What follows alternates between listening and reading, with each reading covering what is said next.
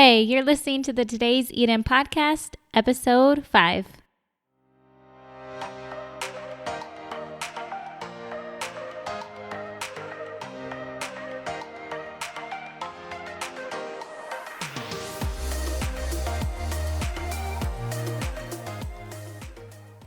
Hey guys, I am so excited for you to tune in to this episode. I am talking to Nicole and she's an old friend of mine who is now a registered dietitian, nutritionist with a focus on integrative and functional medicine. And there's just so much information. We talk about autoimmunity, gut health, PCOS, how we can be wiser about the foods that we choose in the grocery store. Also, we just get really in-depth, and you guys stick through it because I think it's so important to really understand how our body works. And so some of the conversation will get really kind of deep about our body, but then a lot of it is really light. And so I encourage you to stick through it, and I really believe that you're going to walk away understanding your body better and learning something new. Also, stay tuned to the end because she tells us what we should be grabbing for when we get sick. And spoiler alert, it's not chicken noodle soup. All right. Hey, Nicole, I'm super pumped to have you on the show. Thank you. I'm really excited. Yeah, it's been like 5 or 6 years since we have really spoken or gotten to catch up, really. I know. I mean, that's kind of the good and the bad thing about social media and Facebook is that you feel like you're keeping up with each other, but there's so much more to just seeing pictures on Facebook. So it's nice to be able to reconnect and talk. And Yeah. So now you're actually doing some really awesome stuff. You're registered. Wait, let me say this right. You're a registered dietitian nutritionist. Is that right? Yes, okay. That's right. Yeah, it's kind of a mouthful, but yes. Okay. And then with a focus on integrative and functional medicine, which I so admire. But before we get into all that, and what all that means, could you tell us a little bit about yourself and the journey that kind of led you up to this point in becoming a nutritionist? Absolutely. So first and foremost, I'm a wife and a mom. I have an 18-month-old son named Jonathan. And we as a family just really kind of live and breathe health and fitness. My husband works at a fitness studio, and my son is too young to realize it, but he's actually a really good eater and loves broccoli and okra and all those kind of weird foods. So we really love nutrition and health in general. So I think my passion for nutrition really started probably at a pretty young age. So around in high school, I took, it's pretty common for dietitians and nutritionists to have some sort of weird relationship with food, whether it's as bad as an eating disorder or just some sort of finding comfort in food. I, throughout high school, battled with bulimia. And that's really where I found my passion for nutrition, kind of in an unhealthy way. So, going through a lot of counseling and really getting to know food in a different way really sparked my interest in pursuing it as a career choice. So all through high school, I was lucky enough in high school, we had different kind of quote unquote degree plans. And my degree plan in high school was health science with a focus in nutrition. So starting early on, I really have kind of ingrained this nutrition philosophy into my brain. So from there, I went to Texas Tech and I got my degree in nutritional sciences. And that's where you and I met, working at the healthiest restaurant in the world, right. A steakhouse, serving steak and potatoes and margaritas. Right. But anyway, yeah, so from there, just really, and I kind of, throughout my education of my formal education in nutrition, I still kind of battled weird relationships with food and kind of went back and forth with, restriction and overconsumption. And I'm not really sure where the turning point was, but I think just the more I learned about the body and how amazing the body is and how much over the years I had really punished my body through this kind of cycle of dieting and over-exercising. I think the knowledge was really my tool to help me kind of overcome my inner demons. Mm-hmm. So where did I leave off? Yeah, and it doesn't really help that especially in your college years, so much focus is on how we look and our appearance, and then social media and celebrities and all that stuff that plays into that is just kind of a constant battle of choosing and knowing what the real difference is between like healthy and skinny or like looking a certain way. The pressure of of just media in general, and having 20, 30,000 college age students that all look fabulous. Like there's a lot of pressure, and then also just like the stressful mindset aspect of it of, like for me, I'm kind of a control freak. And if I feel like if I'm too stressed out, the one thing that I was able to control was my food and my exercise. And so it became kind of an unhealthy coping mechanism for me. Yeah. So what specifically triggered like the interest in integrative and functional medicine specifically? And like, can you explain like what exactly that is and what that means? Sure. So after college, to become a dietitian, you have to do an accredited internship and pass a board exam. So after college, I moved to Beaumont and got my master's in nutrition and did my internship and became a dietitian. And then after that, I started working just straight out of school in some nursing homes just as a first job. And then I worked in hospitals for a while. And from there, I appreciate my years that I spent in the conventional medical model because it really taught me about disease process and medications and kind of just management in general. But I still felt very disconnected from food because I was, teaching calorie counting and calculating tube feeding formulas and giving people in the hospital and nursing homes Ensure and these products that aren't necessarily very healthy at all. Right.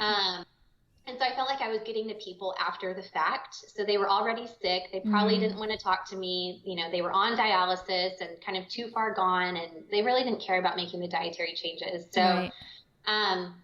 From there, it was a slow process, and it took a couple of years. And I actually took a year off from nutrition, and I took a marketing job just because I was thinking, I did so much schooling. I got so many degrees in nutrition, and I just don't feel like I'm dealing with nutrition. I'm kind of doing disease management now. Right. So it wasn't until I developed an autoimmune condition and I have Hashimoto's that I realized, like, what the heck? I'm a dietitian. I eat what I thought was healthy at the time. I'm exercising. Like, why do I have an autoimmune condition? And of course, like an autoimmune condition is when your body is attacking itself. So I felt really defeated. And, it's just frustrating to think that your body's failing you, especially after you spend so many hours educating yourself on what you should be eating. Right. So at the time of my diagnosis, like I mentioned earlier, I thought I was doing everything right. I, at the time, was vegan, and I had been a vegan for about a year because I wanted to lose weight for my wedding. And then I was also training for the Houston Marathon.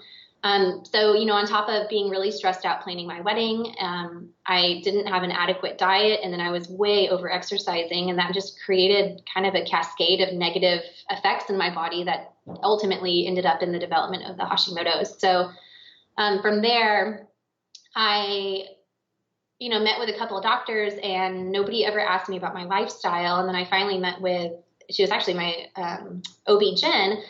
And she had a very functional approach and kind of introduced me to all of this different type of testing. So looking at your nutrient status. And, I had learned in biochemistry and anatomy and biology that all of the different metabolic pathways in the body are required and run off of different vitamins and minerals. But I guess, after I took that test, I kind of just put it out of my brain and never thought about it again. But after she reminded me in a more practical setting of all of your biochemistry is off because you're so deficient in all of these nutrients. I mean, that made sense to me. So, through a lot of different testing and changing up my diet and incorporating therapeutic supplementation based off of my personal blood levels, excuse me, I was really able to manage my autoimmune condition. And, the only time I was on medication was during pregnancy. And then, that doesn't happen across the board. I was just lucky enough to catch it at the point when I did. Right. Did you find so she was the one who kind of pointed out that you had Hashimoto's then? Yeah, I did. Or she did. At the time, I was just feeling so fatigued and I was bloated all the time, and I was having brain fog. And every doctor that I went to said, "Oh, you're just stressed out. It's normal. Everybody living in Houston, you're sitting in traffic and stressed out. So everybody's tired. It's just normal." And then, but I was at the time, 25. I should be young and robust and have energy and be able to have a thoughtful conversation with my husband, and it wasn't happening. So yeah, she's the one that diagnosed it and really kind of opened my eyes to this whole other world of treatment. Because all the symptoms I were having were kind of subclinical and stuff that people experience all the time. So it doesn't really get a lot of attention. Right. And I actually, it's funny that you say that. I didn't realize that you actually specifically had Hashimoto's, because I got diagnosed with the same thing. I think it's been 3 years now. So, but yeah, like finding the process of finding out what was wrong, it was just like all of a sudden I knew that I wasn't right because I was feeling awful every day, but nobody could tell me like what was going on exactly. Yeah. And so, yeah, I went through like 3 different doctors, a GI doctor, like I had CAT scans done. So like, how, is there any like signs that you would say that, oh, like had I had realized that I noticed this wasn't normal, we should be apparent of that, like, oh, maybe this is something else more than just like stress? Are there things that we need to be like looking for? Yeah, I would say just generally speaking, so not even specific to Hashimoto's, but if you're having, I mean, you are your best advocate and your best indication of how you should be feeling. So if you know that you're off and then physicians are just kind of dismissing you over and over and over, then it's time to, continue and try to find a different physician, because at a young age of, mid 20s or whatnot, it doesn't matter how stressed out you are. If you're feeling off, the problem needs to be solved. So looking for a practitioner that can really look at you as the whole person and not just, identify you only as your GI symptoms or only as your headaches or only as your whatever. So really stepping back and looking at you as a whole person and asking your timeline. So a lot of times when I'm in with my clients, I mean every time I'm in with a client, our first session, we spend about an hour to an hour and a half just getting their life timeline. So we start off on, okay, when your mom was pregnant, how was her nutrition? Were you planned pregnancy? How were you born? Were you cesarean or were you vaginal birth? Were you breastfed? Were you formula fed? Because all of that plays such a huge role in the manifestations of potential diseases and genetic predisposition later on in life. So we really get this very comprehensive timeline to figure out certain points in your life that may have triggered certain disease manifestations. So it could have been a traumatic event in your teenage years. So maybe your parents got divorced, and stress is a huge factor in a lot of the development of diseases. Maybe you got a really bad stomach bug. There's so many different factors that can go into the development of different things. Right. So do you think that, I guess, genetics, can that play into a part of if somebody may or may not have a chance of having an autoimmune disease? Sure. Yeah. And any disease in general. So, genetics is kind of like having the loaded gun, but whether or not you pull the trigger is really dependent on lifestyle. So just because you have the genes to develop diabetes or cancer, if you have a good lifestyle, that really significantly reduces your chance of developing that. So I think that puts it in a pretty good perspective. But then the opposite is true. I don't have anybody in my family who has Hashimoto's or an autoimmune condition. And then I got it. So it just goes to show that lifestyle plays an important role, whether you have a genetic predisposition or not. Right. Yeah. I mean, for my situation, I found out I had it. And then like just a year ago, I had started seeing symptoms in my mom. And so I told her that she needed, at this point I could tell her what she needed to go get tested for. And sure enough, like her doctors on their own didn't see it. But once I asked her to, test for specific things, then when her results came back, it turned out that she did have hypothyroidism. So, yeah. Well, yeah. I know you asked earlier about symptoms. So common symptoms are fatigue, brain fog, insomnia, difficulty focusing, intolerance to cold, changes in heartbeat. And you may not have all of those symptoms, but those are pretty common symptoms. But kind of the hard part about that is that those symptoms are pretty common amongst other ailments as well. So it's really hard to pinpoint. And a lot of times, like if you go to a physician that's just going to do like basic panels on you, they're really looking for pretty prevalent diseases, not necessarily like subclinical symptoms. That's why a lot of times it kind of gets dismissed and pushed to the side and, oh, you're getting older. That's just kind of a side effect of getting old. And it's really not.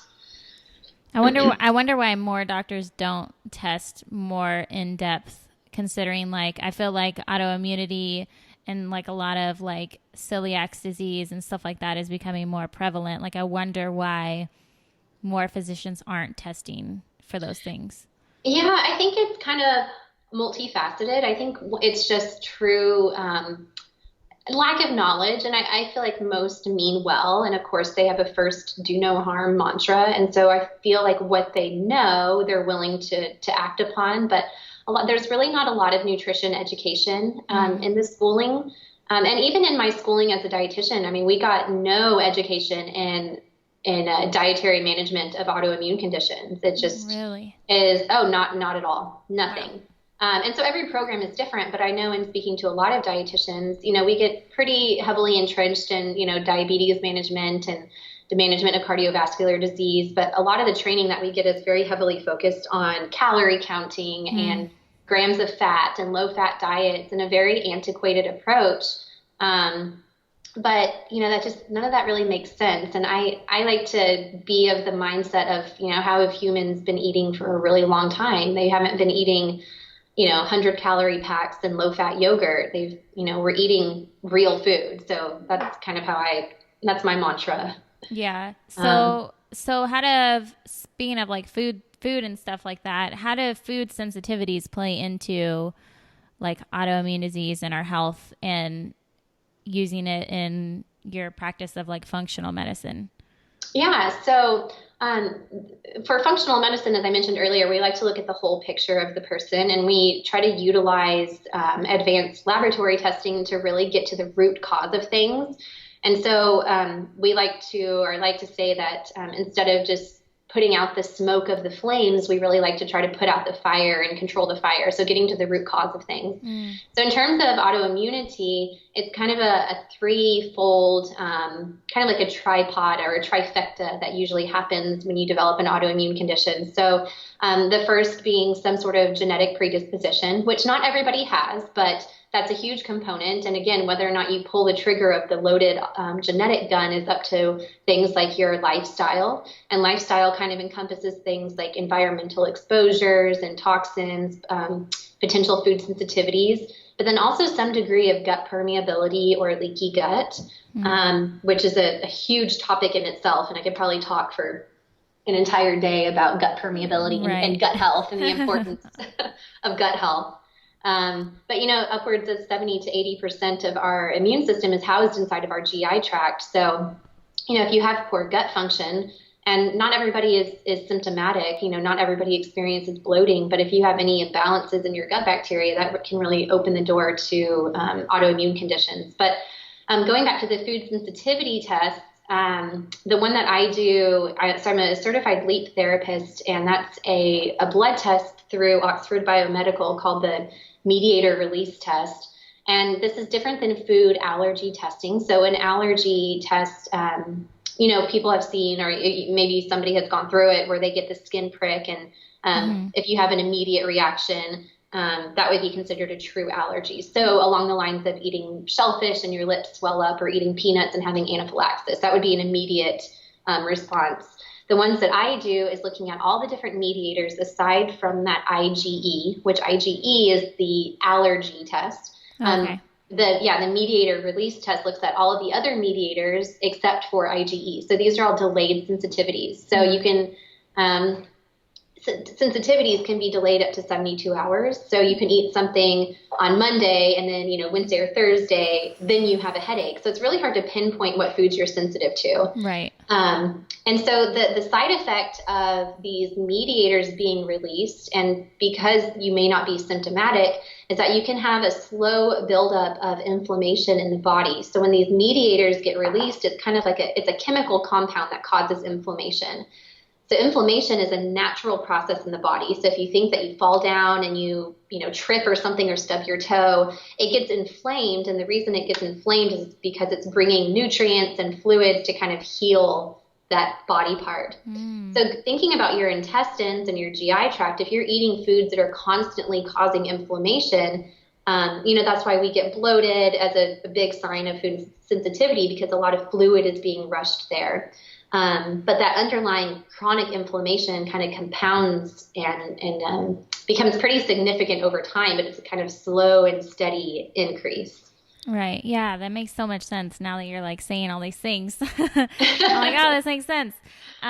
So what exactly, let's go back to like, you mentioned leaky gut, and I know that like having an autoimmune disease, I've had to look into that and really, figure out what it was, but I didn't have anybody to explain it. Like I had to do a lot of research and searching on my own. But can you explain to those who don't know what exactly that is?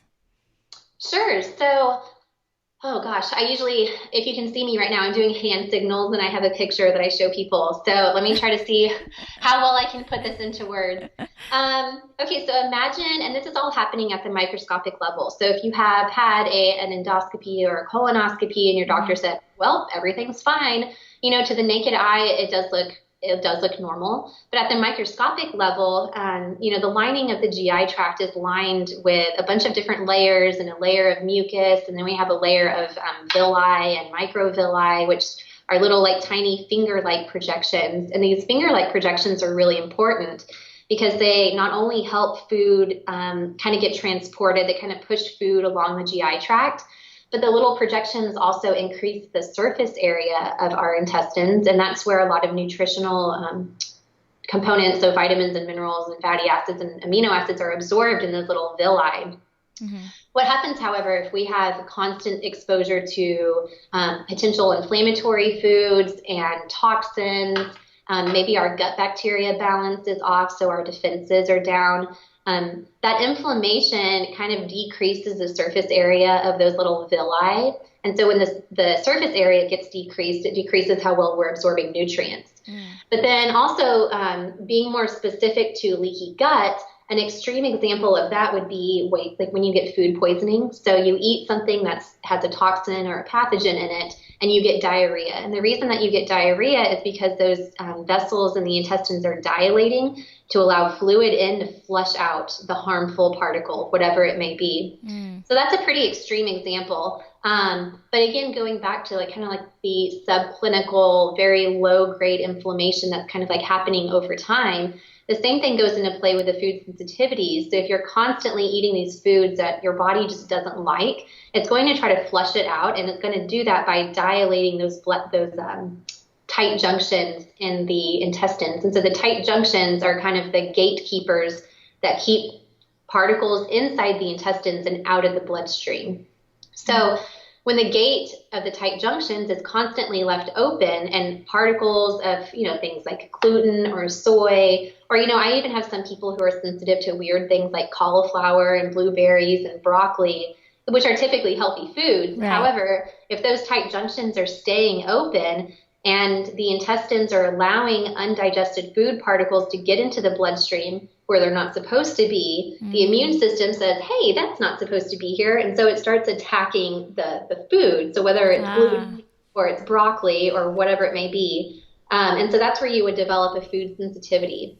So when you have this constant barrage of whether it's food or maybe you're taking or you are exposed to chemicals on a constant basis that are getting into your bloodstream, like I said, the immune system starts fighting the food or whatever it may be that's in the bloodstream. It's not supposed to be there. And what's called molecular mimicry is a lot of times different particles, whether it's a virus or a food, look very similar to human structures. So, for instance, like a gluten particle can look very similar to a thyroid hormone particle. And so instead of fighting the gluten particle, it starts fighting your thyroid and you can develop Hashimoto's. So that's a very simplified view, but that's kind of what's going on the inside is this kind of mistaken identity that's happening. Right. So with everybody, so do you think that it's beneficial for even people who don't have an autoimmune disease or don't have any known food allergies? Do you think it's beneficial still that they don't eat those things like gluten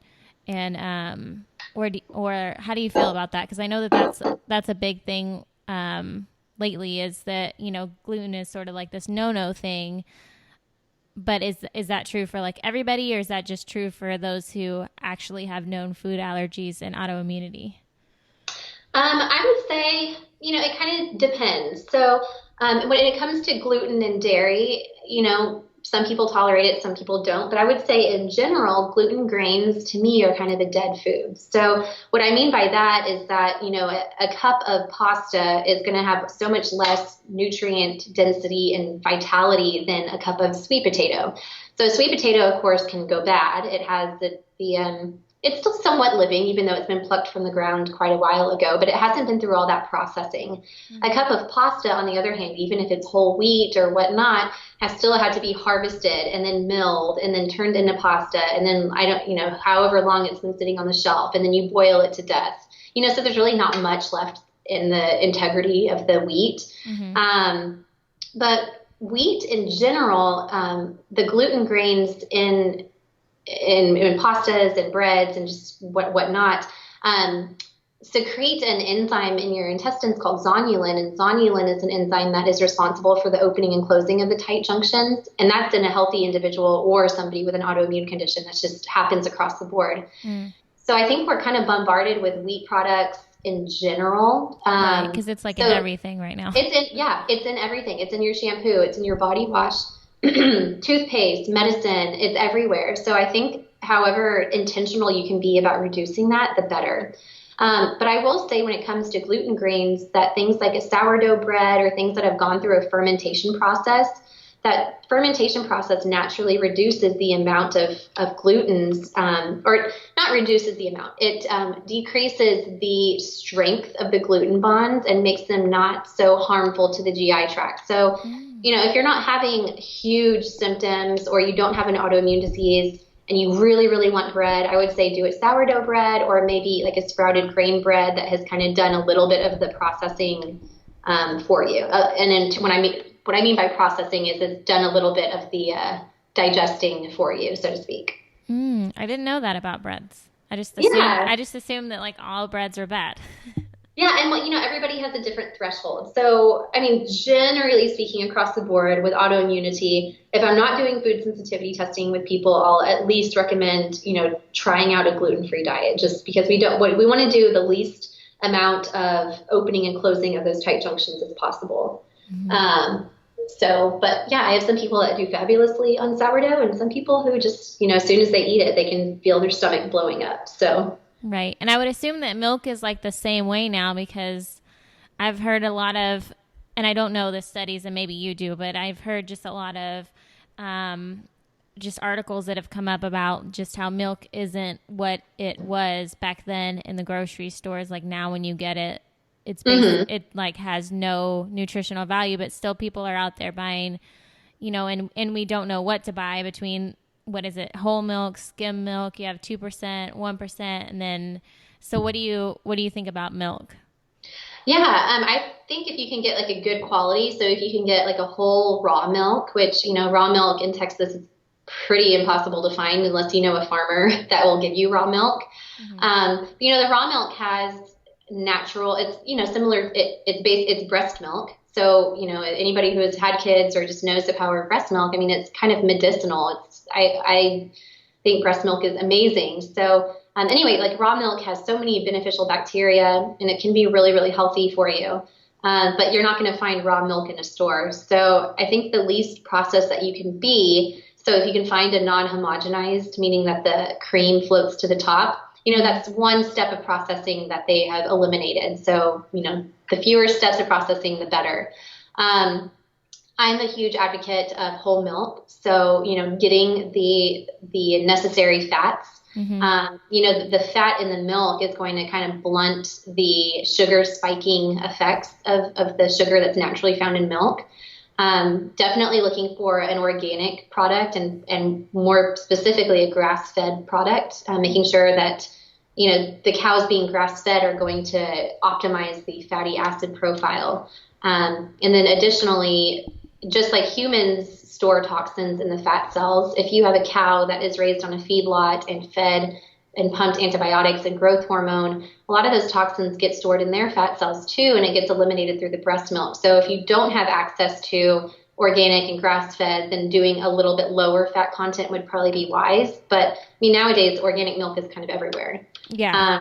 But then going beyond that, similarly to the gluten grains being fermented, the fermentation of dairy products is also more easily digested. So doing kefirs, which are going to be higher in probiotics than yogurt. Yogurt is still a good option, but if you really want the probiotic effect, kefir or kefir, or however you want to say it, is the way to go.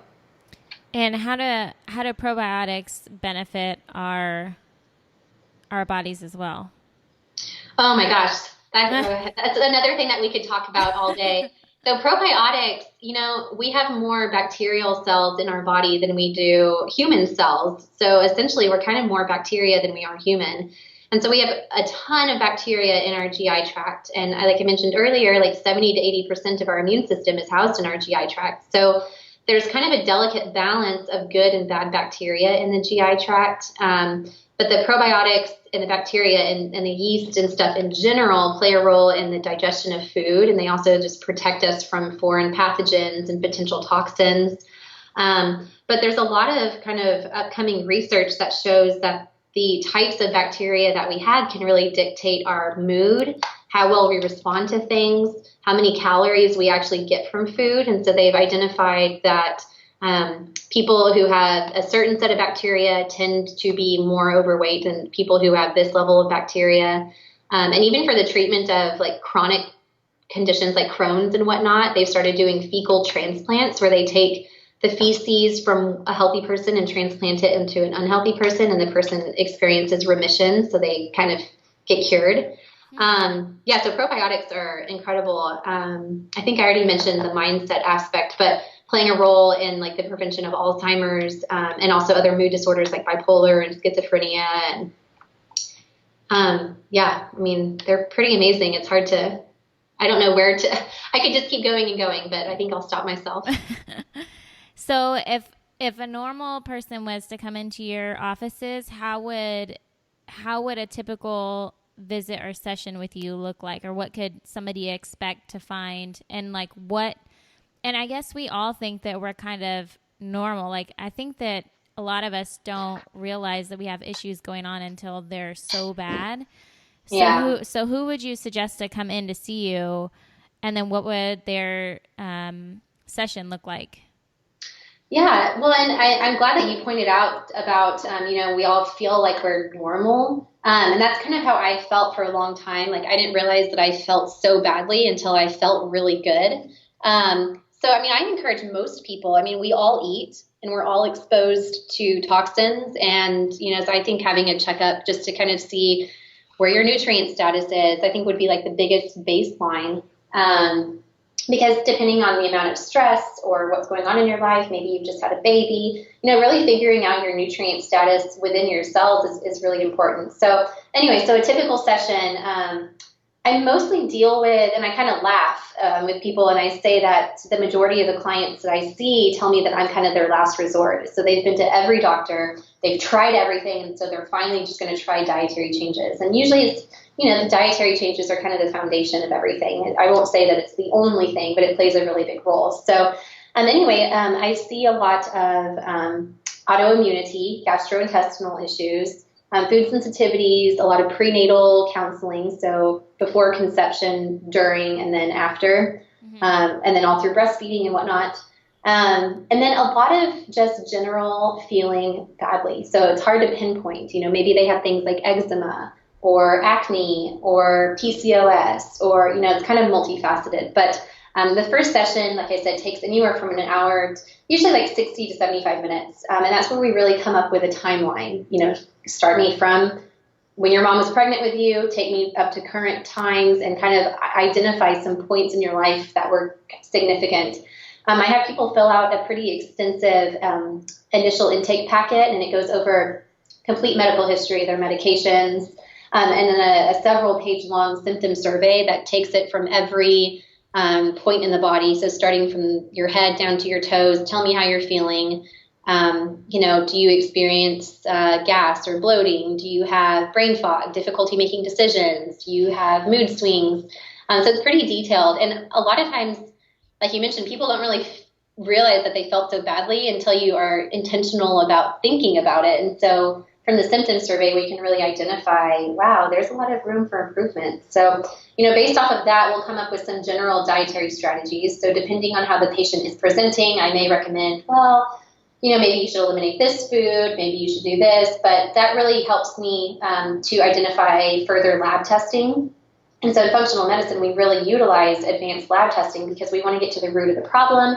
And usually the root of the problem is some sort of chemical imbalance. So I, across the board, recommend a micronutrient panel. And this looks at the nutrient level, and nutrients being vitamins, minerals, amino acids, and fatty acids within the cell, and more specifically the white blood cell, which has a much longer half-life than a red blood cell. So it gives you kind of like a 6-month report card versus like a 12 to 48 hour report card. So, based off of that, I kind of use it as a diagnostic tool to figure out what's going on in the body. So because we have different metabolic pathways that require these different vitamins, if you have a deficiency, it's usually indicative of some sort of pathway being imbalanced. And then, so that's a micronutrient test. Depending on their presentation, we may consider doing a food sensitivity test. And if that's not feasible, then maybe a guided elimination diet, where we would eliminate kind of like the top offending foods, see how you feel for about a month, and then reintroduce it back. Right. Also looking at a cardiometabolic panel, and this looks at your predisposition to diabetes and cardiovascular disease. So it looks at, a basic cholesterol panel, but then it also looks at the genetic component. You may have a normal bad cholesterol value, but if it's depending on the density of your cholesterol, it could be more harmful, and that's often not looked at. Looking at your ratio of omega-3 fatty acids to omega-6 fatty acids. So is your diet too pro-inflammatory and not anti-inflammatory enough? So that would be the cardiometabolic panel. And then what we just started doing is this really great FDA-approved stool test, and it looks at what's going on in your intestines. So it looks at different viruses, bacteria, yeast. So if you potentially have a yeast overgrowth, it'll look at a comparison of good versus bad bacteria. So a lot of times when you get a stool test, it'll tell you what's wrong, but it won't tell you maybe you just don't have enough good bacteria and we need to get a really therapeutic probiotic into you. And then it also looks to see how well you're secreting digestive enzymes, whether or not you have an intestinal sensitivity to gluten, if you have any sort of inflammation in your bowels or your GI tract. I'm trying to think of what else it looks at. I don't have it in front of me. But yeah, it's really neat. And, I've actually done quite a few of them now. We just started doing it a couple months ago. And, people have some pretty nasty bugs in there. And it's kind of nice to have kind of like a validation tool that, people have been feeling crummy for so long and nobody has been able to tell them why. But when they get that piece of paper that says, well, you have a yeast overgrowth or you have H. pylori, as much as that stinks to get that diagnosis, it's also kind of like a thank God I know what's wrong with me now. Yeah. I can definitely relate to that because, that's exactly how, as awful as it was to find out that I had Hashimoto's, like at least somebody could finally tell me what was wrong. So I knew at some point I was going to figure out what the steps were to do something about it versus just walking around feeling crummy and not having a direction of what was wrong at all. Yeah, no, I can completely relate to that. Like, I remember leaving the doctor's office and calling my mom, and I was like, Mom, I have Hashimoto's. And she's like, why are you excited? I'm like, I don't know, but at least I know what's going on. I definitely, it was a bittersweet moment.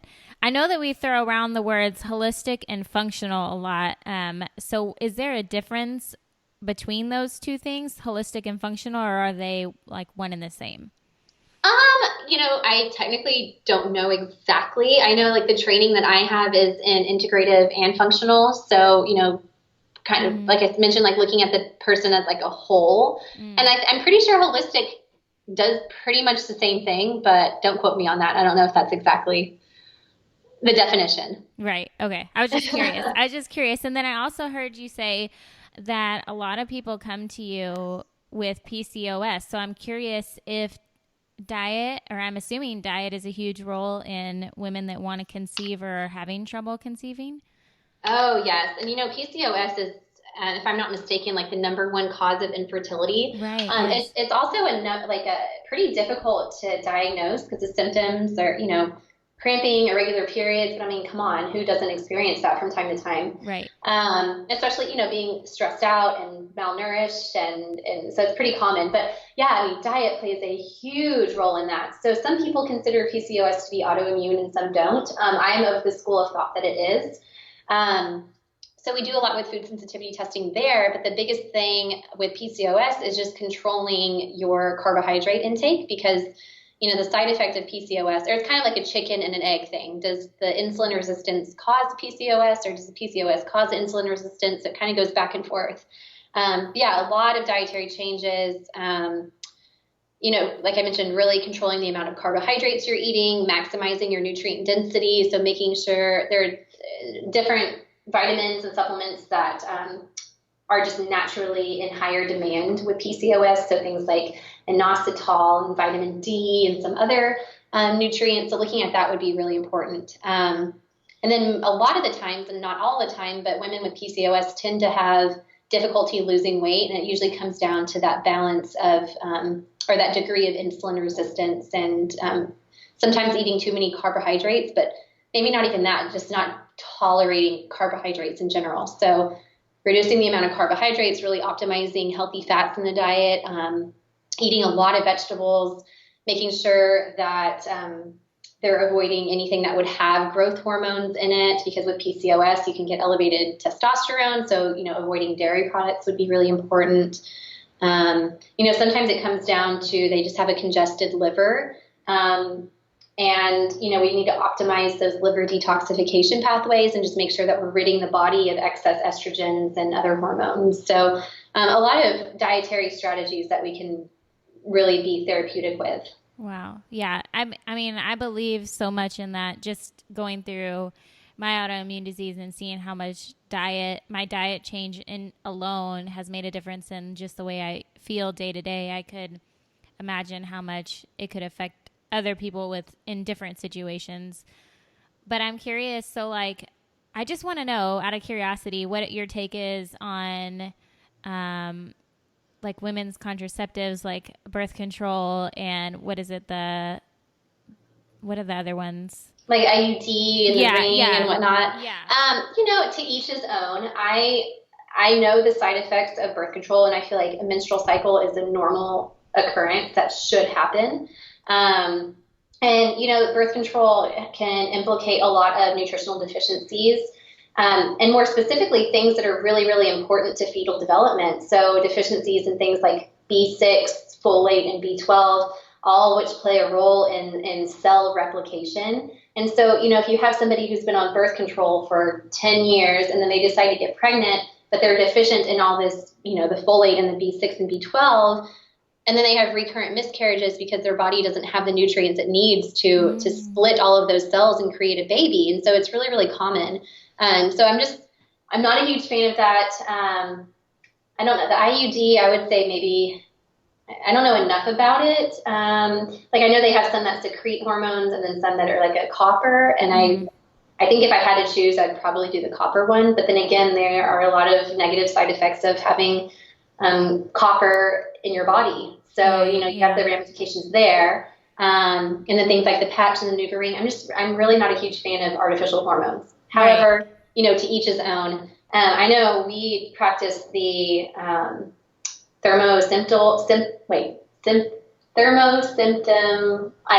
the symptoms and taking your temperature.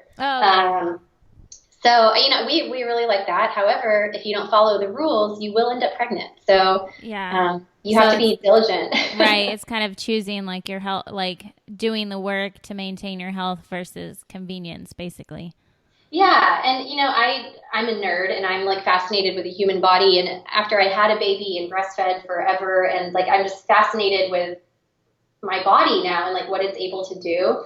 And so now, and especially after I've had a baby, being able to see the changes in my body and oh my gosh, my cycles are, I'm at this stage and this is happening and my body is just doing what it's meant to do. To me, that's really powerful and kind of spiritual to me. I love seeing that. Mm-hmm. But like I mentioned, if you don't follow the rules, then, you're kind of playing with fire, and that is kind of what happened to me. So Wait, with your child that you have now, or? Yeah, no, Oh, I'm not pregnant right now. Yes, oh, okay. I was like, my whoa.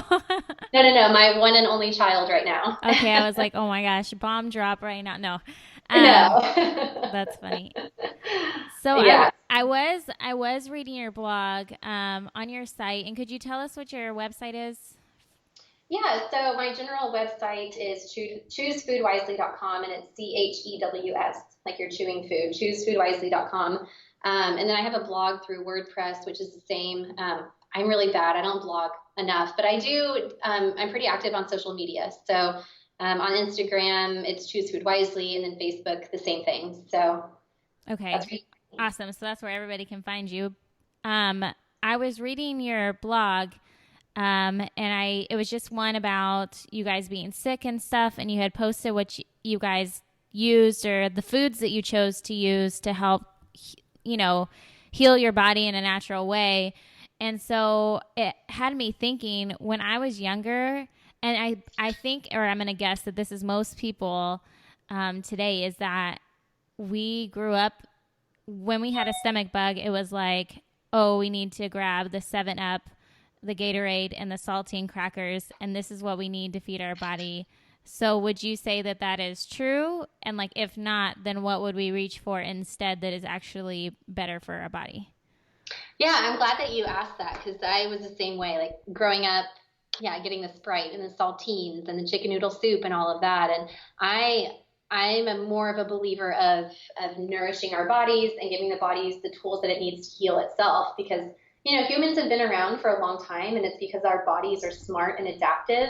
We just have to give it the tools that it needs to repair itself and to heal itself. So um, like my husband and I both got a stomach bug, and at the time, my son was like 3 months old, so it was miserable, when both parents are sick, and then, having to get up and breastfeed and whatnot. It was awful. So, the first thing that I wanted was like a ginger ale, because ginger helps to calm the stomach.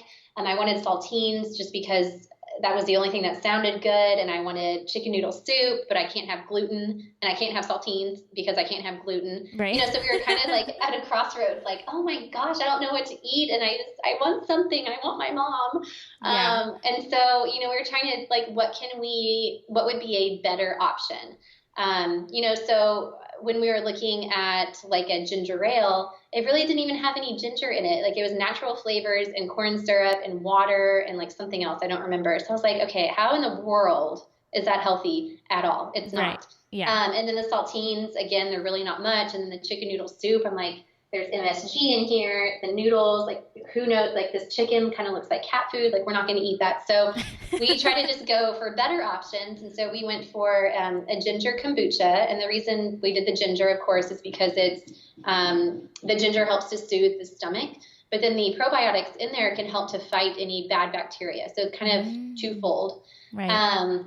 And then we opted for plantain chips. They're not the healthiest thing in the world, but when you need a cracker, that's kind of a good option. But the plantains do have some resistant starch, and resistant starch, they get that name because they resist digestion, and so they can kind of ferment a little bit, and that fermentation can create good prebiotics, which help to feed probiotics. So kind of using food as medicine there. And then we did bone broth instead of like Campbell's chicken noodle soup. So bone broth is kind of like a magical elixir. It's, kind of therapeutic for everything. I mean, it has so many healing properties. It really helps to heal the GI tract. It's good for your skin and hair and nails. You get a lot of vitamins and minerals from the leaching from the bones.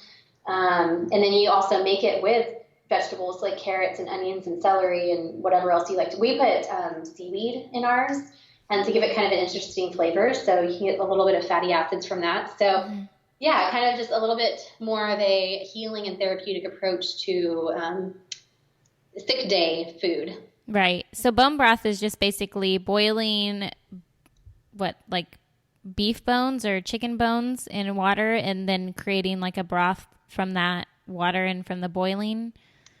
Yeah, so it's a long simmer. So a lot of times we use our crock pot, and the longer the better. So, you're getting kind of big bones. So a lot of times we'll use like a grass-fed beef bone, but otherwise if we've made a chicken and, food is something that we don't skimp on, like in terms of our finances. So we don't go shopping a lot. We don't drive super fancy cars, but we spend a lot of money on food because it really dictates our health. So, Right.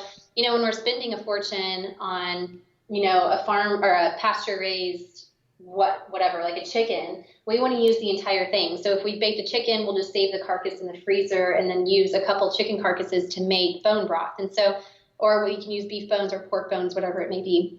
But put it in the crock pot with a little bit of water, a splash of apple cider vinegar, which the acidity helps to leach the nutrients from the bones. And then you can put a different combination of vegetables, so carrots, onions, celery. And like I said, we would put, I think it's called kombu, is a seaweed. I can't remember the name of it. But it just helps to give it an interesting flavor. But we usually will simmer it in the crock pot for about 48 hours and then strain, like get the bones and stuff out. But it has a lot of really healthy fats in there from like the marrow of the bone, and then a lot of healing properties, like the kind of like the gelatinous properties. So if you put it in the fridge, it'll kind of turn into a little jelly. And that's really good for your joints and then the lining of your GI tract and your skin and hair and nails. And it's a wonderful tool. Yeah, there really have been lots of articles and studies coming out about bone broth and like how healing it can be for all different aspects of your body. But I imagine homemade bone broth in particular is a lot better than just going to the store and buying like chicken broth off the shelf. Yeah. So a lot of times, basic chicken broth is going to have a lot of additives in it and like MSG, like the monosodium glutamate and whatnot. But yeah, I'm a much bigger fan of doing it homemade, getting that long simmer. The length of time is going to be the most important thing here. So I can't vouch that the brand that you're getting. And then also just thinking like it's sitting on the shelf, Right. like we don't keep our bone broth at room temperature. We put it in the fridge. So I don't know, I feel like it's not, like it may be degraded a little bit. So. Right. Like if it was made to last on the shelf years, then like what good is it for our bodies kind of? Yeah, exactly. Yeah. Well, that's great. All this stuff I have like learned so much. So this conversation was really great. Before we go, because I know we're kind of over time, but I just wanted to ask you a few rapid fire questions, if that's okay. Yeah. And I've asked these to other people on the show as well. But what is your one guilty pleasure that you would say you have? Oh my gosh, my guilty pleasure.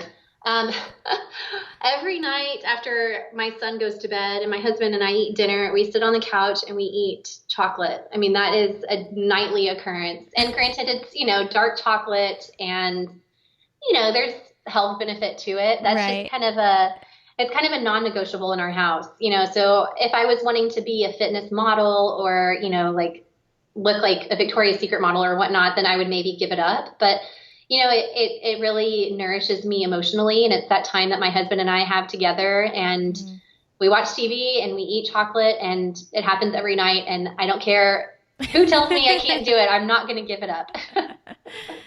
That's your thing. Yeah. Yeah. What book has been the most influential so far? That's a good question. There are a couple. So I don't know. They're all kind of nerdy nutrition books. So I don't know that anybody else would like them, but there's a book called The Perfect Health Diet. And it has a terrible name, but it's written by two scientists. And for me, it just made a lot of sense. And then I would also say the book, It Starts with Food. That's the Whole30 book. So while I'm not like a huge advocate, like I like Whole30, I think it's a good tool, but it can also be a little defeating. But the book that they wrote is actually really good, and it puts a lot of things into layman's terms. So things that we talked about, like the leaky gut and the food sensitivities and autoimmunity, like it really explains it really, really well. Yeah. It's funny that you say that about the Whole30 because I've known a lot of people that have done or attempted the Whole30, but just the idea of if they mess up a day, then they totally feel defeated and they give up on it, or it's too overwhelming. I guess I've never tried it, but just from what it sounds like, it sounds very overwhelming and kind of almost like sets you up for failure. Kind of like if I reach this finish line, then I don't have to do it after this point kind of thing. Yeah, it definitely does kind of set you up for failure. And it is like kind of black and white, all or nothing mentality. And, life isn't like that. I do a program with a fitness studio around the corner from my office called the 30-Day Reclaim. And it is a 30-day challenge, but we really preach getting comfortable in the gray area. And within the reclaim, we talk about food, mindset, sleep, relationships, and movement, which are all kind of like the pillars of whole mind, body wellness. But, trying not to get into the black and white mentality of good food, bad food. I messed up one day. Oh my gosh, I completely derailed myself, because we found that in food challenges, it's really isolating. So, trying to enhance your relationships and your mindset by going out to lunch can actually be kind of a stressful event if you're on this really strict diet. Right. And just being accepting of okay, I had a piece of cake. I will own it and move on. I have dark chocolate every night. I'm not going to give it up. Just move on. So just having a lot more self-love and just being more accepting in general. So that's awesome. And so that book, It Starts With Food, is that sort of like the same ideals that they follow too, or? No, and that's why I said It Starts With Food book is the Whole 30 book. So they okay.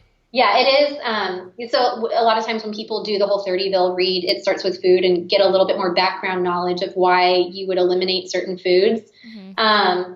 But I like that book for the knowledge and education that they give, and like I said, the leaky gut and whatnot. But I think that there's a place for all food in the diet. It just kind of depends on the amount. I really hate to corner people into a eat this, not that mentality. Right. That's awesome.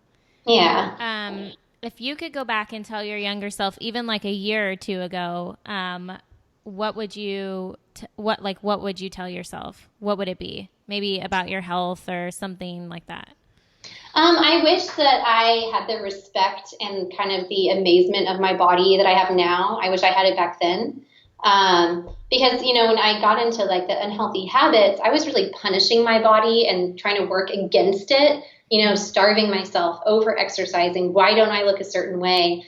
And it took a lot of years of help, self-help, getting help from others. But now I'm at the point where, like I said, I'm not going to be a fitness model, and that's okay. But just being able to see my body do what it's supposed to do, and seeing the changes and being appreciative of the changes and really working with my body versus against my body. I wish I had known that a lot sooner than now.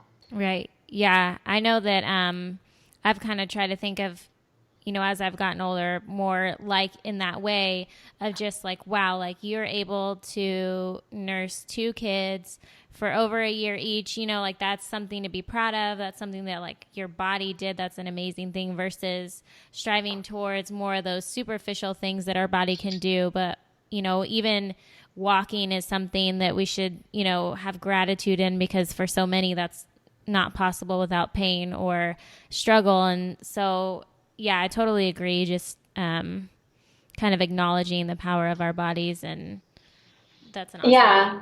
I really feel for me, I think my most therapeutic time was when I got pregnant and just watching my body go through all the changes. And like you said, being able to breastfeed, that's probably to date, my biggest accomplishment is breastfeeding as long as I did. And it was really hard. And I don't want to sugarcoat it. It was awful sometimes, but it's just such a cool thing to be able to experience. And, I was really worried during my pregnancy that gaining weight and whatnot would be hard, but it was actually really therapeutic to see that I did put on weight and people still loved me. And it wasn't my life didn't end because I put on I don't know however much weight you put on during pregnancy. Right. So I don't know. It was just, I think that's really when my mindset shifted, to be kind of I am woman, hear me roar. Right. Katy Perry. Yeah. Yeah.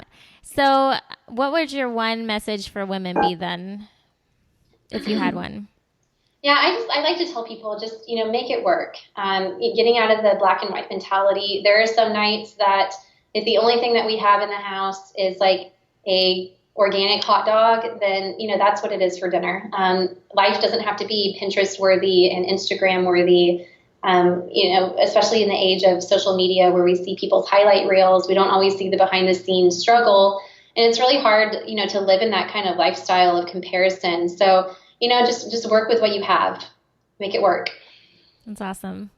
Thank you so much for sharing all your knowledge with us and your advice. And yeah, in your story, it was just awesome. And there was a lot of questions that I had that came out of it. And so hopefully I know that other people listening are going to learn a lot from it as well. So thank you for that. Thank you for sharing that with us. Yeah, and thanks for thinking of me. I love getting the message out. I feel like it's my life's mission to truly help other people because there were people there that really helped me. So just trying to pay it forward. Oh, thank you. And one more time, just so people can find you online, what was your social media names that they could find you at? Everything is at Choose Food Wisely, CHEWS Food Wisely. Awesome. Thank you so much for being on, Nicole. Yeah, thanks, Ashley. It was a pleasure. Hey guys, I hope you enjoyed that episode. Thank you so much for listening. Thank you for your support. Without you, it would not be possible. Make sure you go and check out the show notes for this episode at today'seden.com/real talk. That's TODAYSEDEN.com/real talk. There you can find all the podcast show notes for all the episodes. Just make sure you go and review and subscribe on iTunes this episode and maybe other episodes if you've listened to those as well. Those just help keep this thing going and also just help to share the message and all this powerful information that everybody and all our guests have to offer from this show to everybody and other women around the world. Until next time, do what they think you can't do.